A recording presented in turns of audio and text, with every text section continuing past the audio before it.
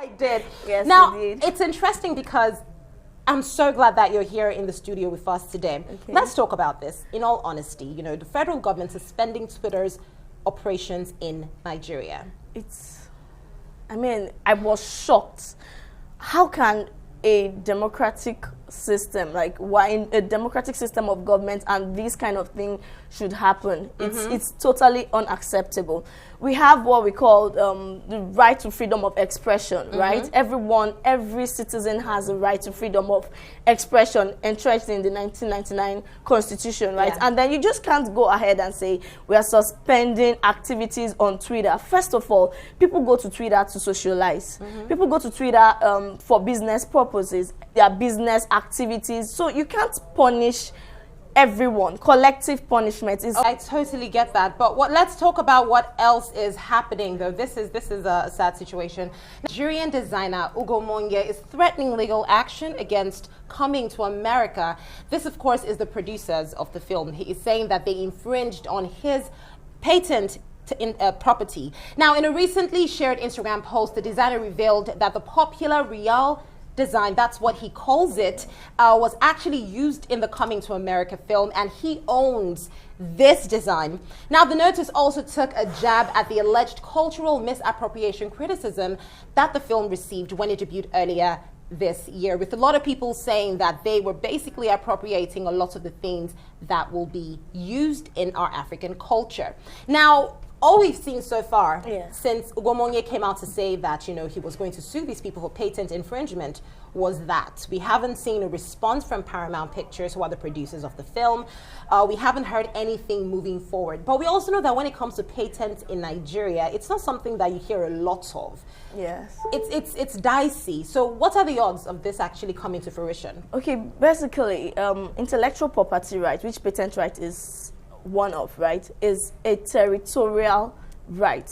So I want to believe that the reason why Paramount Pictures has not even made a comment about this is most likely because Ugo Monye did not even go further to protect his patent rights or industrial designs rights beyond Nigeria. So when I say territorial in nature, it means that the fact that you have registered your patent rights or your trademark rights or your copyright within Nigeria does not mean you are protected internationally. So this is dicey because in Nigeria, most people do not really understand that beyond your property rights, that's the real property rights, we have what's called intellectual property right. When people go into serious hard work, putting in their creativity to work, you should actually recognize them. So in this instance, I would say Ugo Monye is really pained, which is understandable. His right is probably infringed upon. But it is only infringed upon if he protected these designs of his internationally. So if Ugo Monye just did a trademark protection in Nigeria, and the Ministry of Trademarks in Nigeria, or a patent design protection in Nigeria, I'm sorry, it's a bad case, unfortunately. However, if he did that, if he went further, which I am not sure he did, if he went further to register in the United States and with European countries, then he has a very good case against the producers of Coming to America too. You know, this is definitely, it's good to hear this because that's another angle to the entire situation, the territorial effect of patent registration. But anyway, let's talk about another conversation that has been trending legally as well. This is about the British clothing retailer. They're called Timbuktu, and the fact that they came under fire for trademarking the name Yoruba. Now, this I saw so much outrage on Twitter because it started out with a young lady who felt like in the UK, Yoruba is not the easiest language to learn. And she wanted to create, you know, a system where people can learn Yoruba online. I think she was going to call it Yoruba Stars. And she was going to trademark that. And then realized that another company, a foreign company, in fact, had trademarked the name Yoruba. So the big question is it possible to trademark an ethnic group, considering the fact that Yoruba is an ethnic group in Nigeria? It's not the name of a person or a name of a food, or it's a people, you know. It's a culture. You know, it's a culture. How do you trademark that? And what's even most upsetting is the cultural appropriation here. Exactly. It's not even an African company. This is a purely foreign entity. Yes. So what even inspired them to even want to trademark the name Yoruba, which is why the conversation of cultural appropriation came up. So what are the legal issues in this?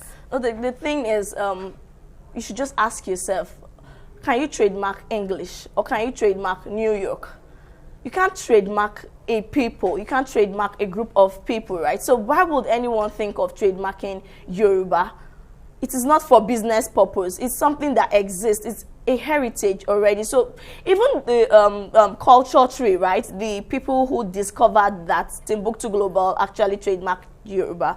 I would like to say here that they also could not possibly trademark Yoruba. Yeah. So whether you are a Yoruba person or you are like Timbuktu Global from the United Kingdom, right? You should not trademark. You cannot actually. So what happened? How come they were able to?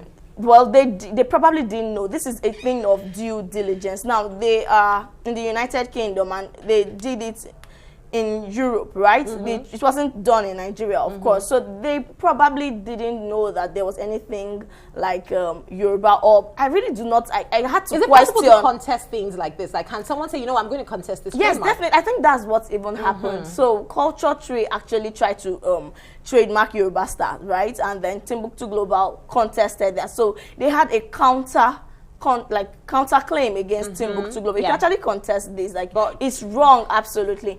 On a brighter side, you can decide to come together. The Yoruba people can actually decide to come together and as a group, as an association, to trademark things related to Yoruba. But that's not necessary. Yoruba already exists and you do not need to trademark. You cannot and you should not trademark a people, a heritage. So I think if you can trademark English, you can trademark New York or Dublin, whatever it is, then you can decide to trademark Yoruba. So this is totally unacceptable on both sides. Yeah, imagine someone coming out to say, I'm going to trademark the name, I'm starting a new clothing and it's going to be called Asian. Seriously, like trademark the name. How can you do that? If you think of how that feels, then I feel that's how a lot of people felt about this situation. So that's where the cultural appropriation thing conversation came up. Yes, Omo Tayo, this has been an amazing conversation. Thank you so much for stopping by. Thanks for having me, here on 360. So now.